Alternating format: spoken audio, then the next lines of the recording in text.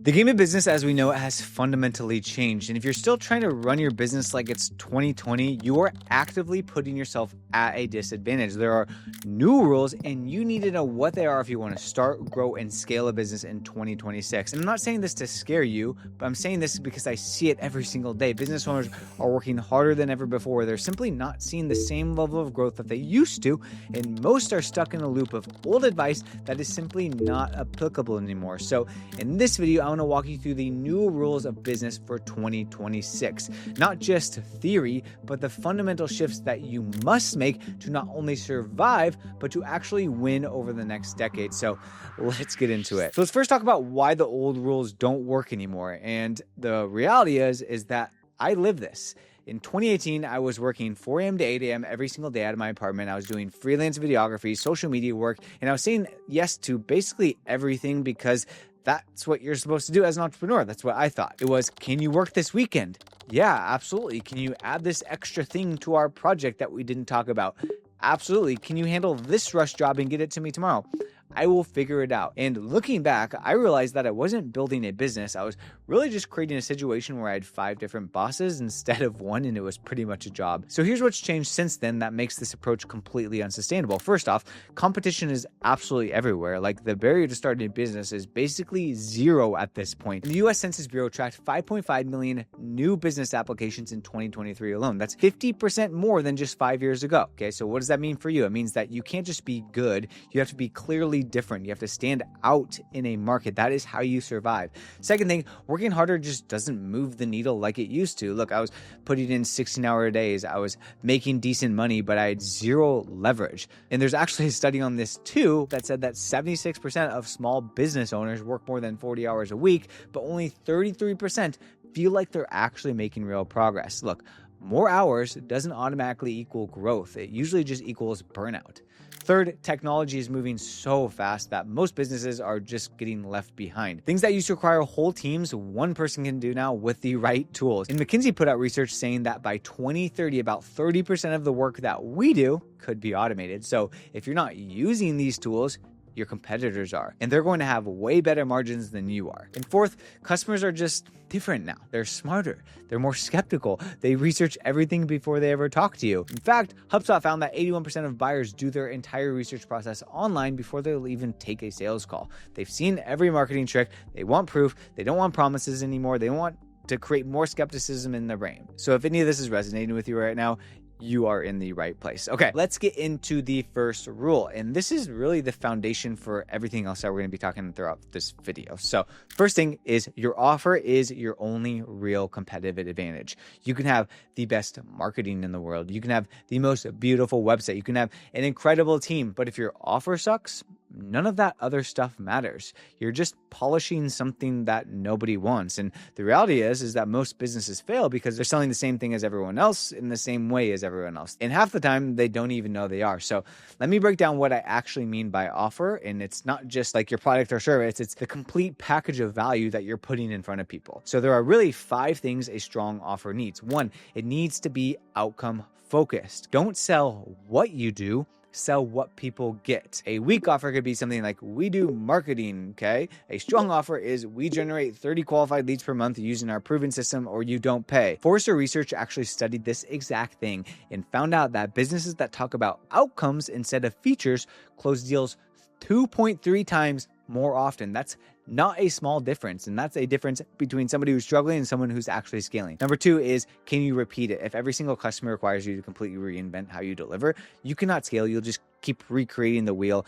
providing frustrations for yourself and your team, and it just doesn't work out. So can you run the system multiple times? 3, can someone else do it? Okay, this is one that kills most people. If your offer just requires you to do everything inside of your business, you've capped your income, you've capped your hours, and there's really no scalability in that. 4, are the economics actually profitable? Meaning, can you deliver this and make enough margin to hire a team and scale a team? Because if you can't, you're just going to stay a one-person show and never be able to actually build a business. And 5, what makes you different? What's your unique mechanism. At my company, Agency U, we developed something that we call the authority funnel. It's our specific way of turning Instagram into a predictable lead generation machine. And that became our thing. And that's what people come to us for. Again, what I've learned the hard way throughout this is you can have the most sophisticated marketing on the planet, but if you're selling a generic thing with no clear reason why someone should actually choose you, you're just going to compete on price. And that is a race to the bottom. Your offer is everything. It is the foundation. When I stopped saying things like, we'll help you scale, redo marketing, and started saying things like, we'll install a system that generates predictable leads from Instagram, my close rate went up. Same service, same me, just a different way of packaging it, guys. And that's really what a strong offer does. So if you're watching this and you're not closing deals at the rate you want, let's look at your offer, because everything else is just amplifying what you're selling. And if what you're selling isn't clear and compelling, nothing's going to fix it. All right, so you've got a good offer. Now you need to get in front of the right people consistently. And that's where rule 2 comes in. You need a predictable way to get new customers. Not hope, not posting and praying, predictable. And this is honestly where most businesses completely fall apart. Tell me if this sounds familiar to you watching this. You maybe post on social media, hoping something goes viral. Maybe you're waiting for referrals. Maybe you're creating content and crossing your fingers that someone sees it and reaches out to you. 1 month, you are crushing it. You got a couple of people helping you out. You close some deals. You're busy. Month 2, it's crickets. Nothing's coming in, and you end up basically panicking. And then month 3, you hustle like crazy, post everywhere, reach out to your network. You get a few leads. You close a couple. You get busy again. Month 4, crickets. The whole cycle repeats again. That is not a business, guys. That is, in my opinion, an anxiety order with a bank account, okay? And the data backs this up. And this is pretty crazy. CoSchedule did a study and found that businesses with an actual documented process for getting customers are 313% more likely to be successful than businesses that just wing it. So here is what you need to understand as a result of that. Not all customer acquisition methods are created equal. Content, great for brand building, but you can't predict when it's actually going to hit. Referrals, fantastic when they happen, but you can't, again, control when someone's going to send you some piece of business. Social media posts, sure, they help, but the algorithm decides who sees it, not you. Those are all good things that you should do, but they're not predictable. You can't count on them. You can't build a business on hope marketing. What you actually need are channels that you can actually control. Cold email is a first one that's really controllable. This is direct outreach to your ideal customers. You decide who you target. You decide what message they see. You decide when it goes out. And when it's done right, you can predictably generate conversations every single week. And I'm talking about sending targeted emails to people who fit your ideal customer profile with messaging that speaks directly to their problems. And here's the thing, it's measurable. You know exactly how many emails you sent, how many people opened them, how many people responded, how many people booked the calls, and you can track every single step of the way and you can optimize it. Okay, the second predictable channel is something like paid ads, Facebook ads, Google ads, LinkedIn ads, whatever platform your customers are on. With ads, you're literally paying to put your offer in front of specific people. You control the targeting, you control the budget, you control the message. And with this, you are able to make decisions based off of data because you're getting a lot of traffic and a lot of information quickly because you are paying for the traffic. You can see exactly what's working, what's not, and adjust on the fly. Here's how this could actually work in practice. Let's say you're running cold email. Well, send 1,000 emails per day targeted to your ideal customer. Based on industry benchmarks, you should get 40 to 60 responses. From those responses, you should book around 10 to 16 calls. And from those calls, you should close at least 2 to 4 deals. That's predictable. You know your numbers. You create basically your client acquisition system into a math equation and you can scale it up. We do both of these channels for sure. For cold email, we use Instantly to basically handle all of our cold email outreach that we don't need to do it at all. AI pretty much powers all of our cold outbound using Instantly. From a paid ads perspective, we use Instagram DM ads to basically have an ad that calls people out to DM us a specific keyword, and we set appointments directly inside of the DMs. This is what's predictable. Now, does that mean you shouldn't do content? No. Does that mean referrals are bad? Of course not. Content builds your brand. Referrals are your best leads. Keep doing those things, but you can't build a foundation on them because you can't control them. Your foundation needs to be channels where you can control the inputs and can predict the outputs. Cold email and paid ads are those channels. Now, crafting a truly irresistible offer is a skill in itself, and it's so important that I've actually put together a free guide that walks you through the exact process step by step. It is called The Offer That Sells Itself, and it breaks down how to define your ideal customer, how to articulate your value proposition, how to structure an offer that your market just can't ignore. The link is in the description and it is completely free. So grab that and let's get back to the new rules with rule number 3. Okay, so you've got a strong offer, you've got a system for getting customers in front of it, but there's this third piece that most people completely miss. Being real is more powerful than being polished. And I know that sounds soft, but hear me out because the data on this is actually insane. The market right now is completely flooded with AI-generated content, scripted sales pitches, people pretending to be expert. Everyone sounds the same, everyone looks the same, and it's all just becoming noise to a lot of customers. So when you show up as an actual human being talking about real problems and real results and real challenges, you stand out like crazy. Stacklet did a survey on this, and they said that 90% of consumers said authenticity matters when they're deciding which brands to support. But here's the thing, only 51% of people think brands are actually being authentic. The gap right there, that's your opportunity. People want to buy from other people, not from brands, from people who actually understand what they're going through. Edelman's Trust Barometer found that 63% of people trust what regular people say about a brand more than what the brand says about itself. So what does the term building in public actually mean? Well, it means you share the whole journey, not just the wins, the losses too. When I talk about working from 4 a.m. to 8 p.m. and completely almost burning out, that hits harder than just posting, hey, we hit X amount in revenue. That builds way more trust than just showing highlight reels.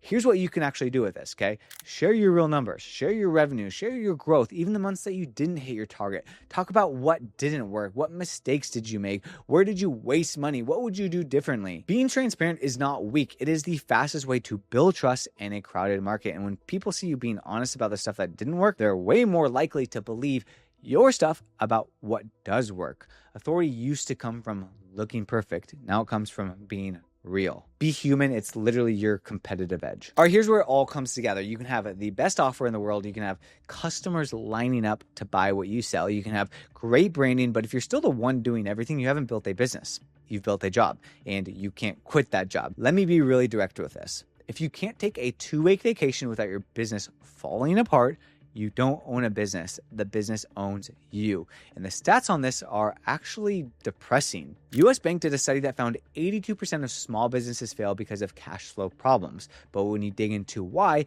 it's usually because the founder is the bottleneck. They can't make money unless they're personally doing all of the work themselves. And honestly, here's what I've personally learned the hard way. When I started, everything was in my head. That's what made me valuable. Like, I was pretty much the secret sauce of why people want to work with us.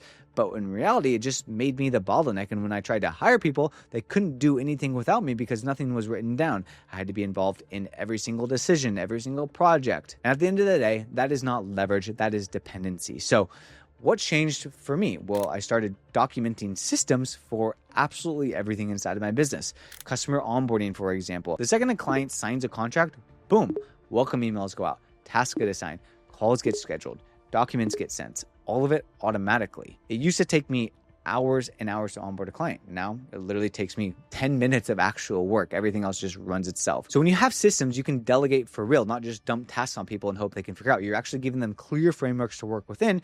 And when you have systems, you can actually hire and scale because new people aren't constantly asking you the same question over and over again. They just look at the documentation and they can execute. When you have systems, you buy back your time, which means you can actually work on growing the business and actually moving the business forward instead of being buried in it. Your job as the owner isn't to do all of the work. It's to build the infrastructure that lets other people do the work at a high standard. That is how you scale. That is how you get freedom. And that's how you build something actually valuable. All right. And this is the final rule. This is the accelerant for everything that we've just talked about. AI isn't optional anymore. It is the difference between businesses that scale and businesses that plateau. But here's where most people get this wrong. They think that AI is about replacing people or becoming some sort of tech company. It is not. It is about giving you and your team superpowers. It is about leverage. Here's how we're using this stuff.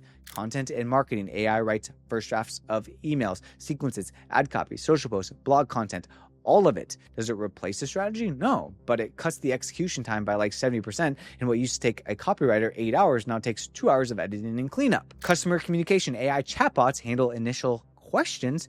They'll even qualify our leads. They'll even call our leads. They'll even send follow-ups and actually set appointments for us. Operations. AI analyzes project timelines, identifies bottlenecks, look at customer data for opportunities, figures out where resources should actually go. Stuff that used to literally require a full-time ops person can now be handled by AI tools. And look, here's the economic impact of all of this is that a team of 5 with AI can now output what a team of 15 used to do. And it's not about eliminating jobs. It's about creating margin. That's what having a competitive advantage is. You can deliver higher quality at the same cost, or deliver the same quality at lower cost, or take on way more customers without hiring proportionally more people. Look, here's how I think about all this. AI is not going to replace good businesses, but businesses using AI will absolutely replace businesses that don't. The goal isn't to become an AI company. The goal is to use AI as leverage to make you faster, more efficient, and more profitable. And here's how this literally just connects to everything that we just covered. AI is going to help you test and refine offers way faster. That's rule number 1. AI is going to systematize part of your customer acquisition. That's rule number 2. AI can help you create authentic content at scale.